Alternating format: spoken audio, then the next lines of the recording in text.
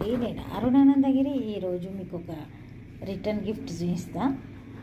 ఇక భలే ఉన్నాయి ఇవి అష్టలక్ష్ములు. మనం అష్టలక్ష్మి అమ్మవార్లు.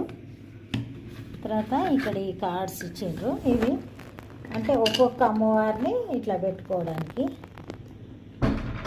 ఈ మధ్య రిటర్న్ గిఫ్ట్లు ఇస్తుండ్రు కదా ఏ ఫంక్షన్కైనా.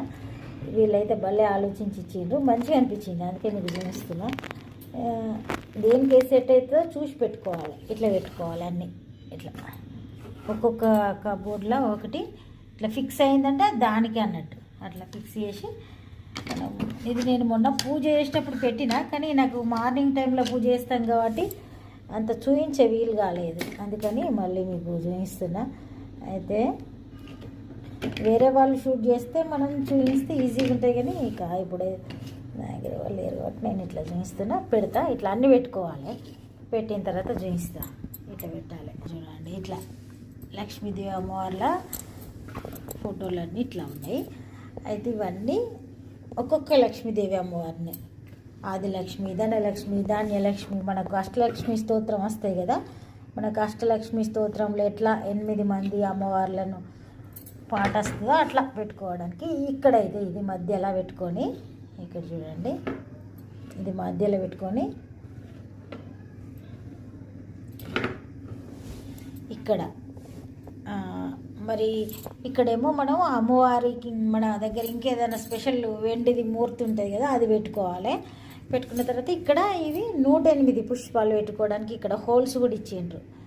లేకుంటే అమ్మవారి ప్రతిమ ఇక్కడ పెట్టుకుంటే ఏం కాదు. మనం ఒకటే చిన్న ప్రతిమ ఉంటే ఇక్కడ పెట్టుకొని, లక్ష్మీనారాయణ ఇద్దరిని ఇక్కడ పెట్టుకొని, ఇవన్నీ కూడా వెండి పుష్పాలు ఇక్కడ పెట్టుకుంటూ పూజ చేసుకోవచ్చు. ఇక్కడ చుట్టూరుగా ఈ అష్టలక్ష్ములు ఇట్లా పెట్టుకోవచ్చు. ఇట్లా ఒక సర్కిల్ లాగా పెట్టుకొని అష్టలక్ష్మి అమ్మవార్లను అందరినీ ఇట్లా పెట్టుకొని మనం పూజ చేసుకునేటట్టు భలే ఇచ్చిండ్రు. ఇది మంచిగా అనిపించింది. అంటే ఈ మధ్య రిటర్న్ గిఫ్ట్లు ఇచ్చినప్పుడు మనం వాళ్ళు ఉపయోగించుకునేటట్టు ఉంటే ఇక అదొక సంతృప్తి ఉంటుంది. వాళ్ళు కూడా ప్రతిసారి పూజ చేసినప్పుడు వాళ్ళకు కూడా మన ఫంక్షన్ గుర్తుకొస్తుంది. ఏదైనా ఉపయోగకరమైన వస్తువులు ఇట్లా రిటర్న్ గిఫ్ట్ ఇస్తే చాలా బాగుంటుంది. ఇదైతే భలే నచ్చింది. నేను మొన్న పూజ చేసినప్పుడు చేసినా, కానీ ఇదంతా విపులంగా చూపించలేకపోయినా, అందుకే మళ్ళీ మీకు ఒకసారి చూపిస్తున్నా. భలే ఉంది. ఇట్లా ఏదైనా రిటర్న్ గిఫ్ట్లు ఇట్లాంటివి ఆలోచిస్తే బాగుంటుంది.